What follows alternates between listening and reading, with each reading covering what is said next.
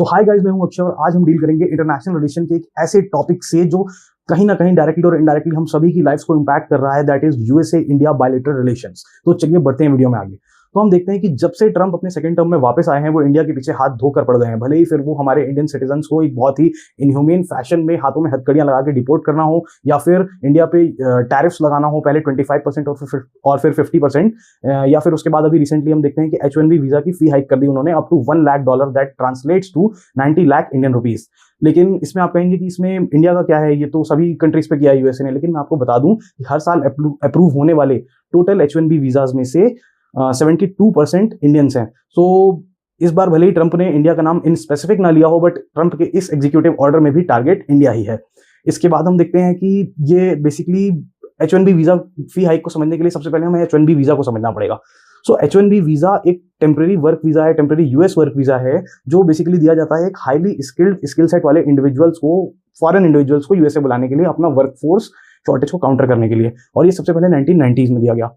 और ये कोई पहली बार नहीं था जब यूएसए ने कुछ ऐसा किया। इनफैक्ट वर्ल्ड वॉर 2 के टाइम पे सबसे पहले टेम्परेरी फार्म वर्कर्स को यूएसए लाया गया। उसके बाद 1960s में शीप हर्डर्स को लाया गया। फिर 1990s में फिलीपींस से नर्सेस को लाया गया to address US workforce shortage. तो ये हमेशा से यूएस का एक सीक्रेट वेपन रहा है कि दुनिया भर से टैलेंट खींच लो अमेरिका में, अपना वर्चस्व दुनिया में कायम रखने के लिए। अब हम देखते हैं कि ये जो ट्रंप की नाराजगी है इंडिया के साथ, इसके कुछ बेसिक रीजंस हैं इसके पीछे। तो वो क्या हैं, तो एक एक करके उनको हम देखते हैं। तो इसका सबसे पहला रीजन आता है F-35 फाइटर जेट की वो डील इंडिया के साथ जो नहीं हो पाई। तो बेसिकली यूएसए इंडिया को F-35 फाइटर जेट बेचना चाहता था, लेकिन हमने उसे खरीदने से मना कर दिया। तो क्यों मना कर दिया? F-35 तो एक बहुत ही केपेबल फाइटर जेट है, दुनिया में जाना माना नाम है F-35 का। तो बेसिकली हमने मना इसलिए किया क्योंकि F-35 फाइटर जेट को उड़ाने के लिए डेली यूएसए से एक कोड जनरेट होता है, और वो कोड जब तक आप उसमें नहीं डालेंगे आप F-35 को उड़ा नहीं सकते। अब आप ऐसे समझ लीजिए कि हमने F-35 की डील कर ली, F-35 परचेज कर लिया, लेकिन कल को हमारा कॉन्ट्रैक्ट किसी ऐसे कंट्री के साथ, किसी ऐसे नेशन के साथ हो जाता है जो या तो यूएस का एलाय है या उसका कस्टमर है, और यूएसए नहीं चाहता कि हम उसके अगेंस्ट में उसका F-35 यूज करें, तो वो हमें वो कोड देने से मना कर देगा। और उस केस में F-35 पे इतना पैसा खर्चा करने के बाद भी हम उस क्रूशियल टाइम पे उसका यूज नहीं कर पाएंगे। तो इसलिए हमने उसे इग्नोर किया और हमने we are in talks with Russia for Su-57 instead of F-35। तो इस मूव से ट्रंप बहुत नाराज हुए, क्योंकि एक तो हम उनसे F-35 परचेज नहीं कर रहे और इसके बजाय हम उसके एनिमी से एक दूसरा फाइटर जेट ले रहे हैं। तो ये तो एक रीजन था। इसके बाद हम सेकंड रीजन देखते हैं कि S-400 की वो मिसाइल डील जो रशिया के साथ इंडिया ने की। यूएसए बेसिकली ऑब्वियसली नहीं चाहता था कि हम ये डील करें, क्योंकि नेचुरल एनिमी है रशिया उनका, और वो ऐसा कभी भी नहीं चाहेगा कि उससे कुछ परचेस किया जाए और रशिया की इकोनॉमी स्ट्रांग हो। बट हमने वो डील कर ली क्योंकि चाइना के थ्रेट को काउंटर करने के लिए हमें S-400 मिसाइल की उस समय नीड थी, तो हमने वो डील कर ली। इसके बाद हम थर्ड और मोस्ट इंपॉर्टेंट रीजन देखते हैं ऑयल का। तो basically we are in talks for oil purchase with Russia. तो यूएसए ने मना किया कि नहीं, आप रशिया से और ऑयल परचेज मत करो for the very same reason. उसके बाद हमने बोला ठीक है, हम वेनेजुएला के पास गए, तो यूएसए ने मना किया कि नहीं, आप वेनेजुएला से भी परचेज मत करो। फिर हम ईरान के पास गए, वहां भी हमें यूएसए ने मना किया। हम एक दो कंट्रीज को हमने टच किया, यूएसए ने हर जगह मना कर दिया। तो हमने पूछा कि भाई ठीक है, तो ऑयल देना कहाँ से? तो यूएसए ने बोला आप हमसे ऑयल परचेज करो। हमने बोला ठीक है, हम आपसे ऑयल परचेज कर लेते हैं, आप हमें डिस्काउंटेड प्राइसेस में ऑयल दे दीजिए, हम आपसे परचेज कर लेते हैं। लेकिन यूएसए ने बोला नहीं, आप हमसे ऑयल भी परचेज करो, वो भी उन्हीं कीमतों पे जिन पे हम आपको देंगे। तो ऑब्वियसली एक इंडियन सोवर्जिनिटी को चैलेंज कर रहा था यूएसए, और ट्रंप चैलेंज कर रहे थे इंडियन सोवर्जिनिटी को। तो हमने ये करने से मना कर दिया और हमने रशिया से वो ऑयल डील कर ली, वो भी डिस्काउंटेड प्राइसेस में। इस मूव से ट्रंप बिल्कुल ही आग बबूला हो गए। लेकिन इससे भी ज्यादा इंपॉर्टेंट एक रीजन है जिससे ट्रंप को सबसे ज्यादा गुस्सा आया इंडिया के ऊपर, वो था R5 करेंसी, जो कि एक फिनोमेना दुनिया में लेके आ रही है, द राइज ऑफ डी-डॉलराइजेशन। तो इसको समझते हैं।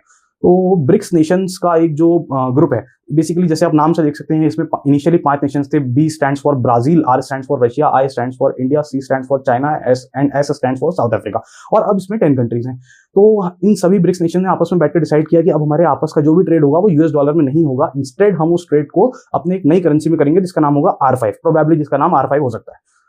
तो इससे यूएस को बहुत नाराज हो गया, क्योंकि जब तक US डॉलर दुनिया भर में यूज होता रहता है, यूएस का बैलेंस ऑफ पेमेंट बना रहता है।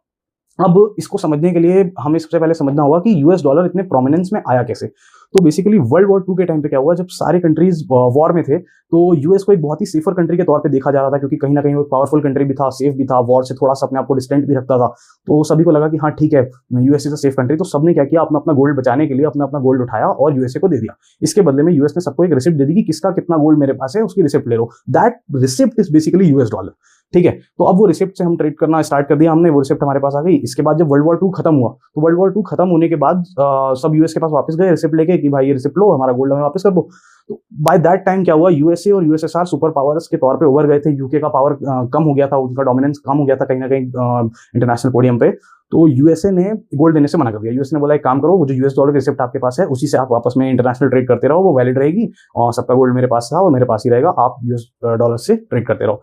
और वो चीज बेसिकली अभी तक चलती आई कि सब यूएस डॉलर से ट्रेड कर रहे थे और जिससे बैलेंस ऑफ पेमेंट यूएसए का बना हुआ था। लेकिन अभी अभी क्या हुआ कि जैसे ये R5 करेंसी की बात हुई, ब्रिक्स नेशन ने अपना ट्रेड यूएस डॉलर में करने से मना कर दिया। इससे अब होगा क्या कि ये सारी 10 के 10 कंट्रीज जो ब्रिक्स नेशन के हैं, ये अब यूएसए के पास जाएंगे यूएस डॉलर लेके, बोलेंगे कि अब हमें इस रिसिप्ट की कोई नीड नहीं है, ये आप रख लीजिए और इसके अगेंस्ट में हमें हमारा गोल्ड वापस कर दीजिए। और इनको देख के बाकी कंट्रीज भी आएंगे।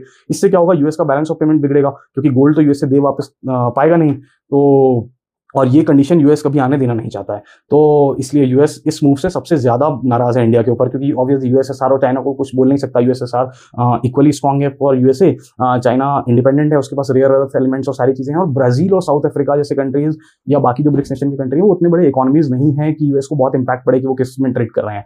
बट इंडिया इस चीज में इंडिया पे वो प्रेशर भी बना सकता है और इंडिया थोड़ा इंपॉर्टेंट भी है यूएसए के लिए। इसलिए यूएसए नहीं चाहता कि इंडिया इस चीज का पार्ट बने। सो बेसिकली ये कुछ रीजंस थे जिनकी वजह से ट्रंप बहुत नाराज चल रहे हैं इंडिया से और लगातार एक के बाद एक सैंक्शंस इंडिया पे लगाए जा रहे हैं।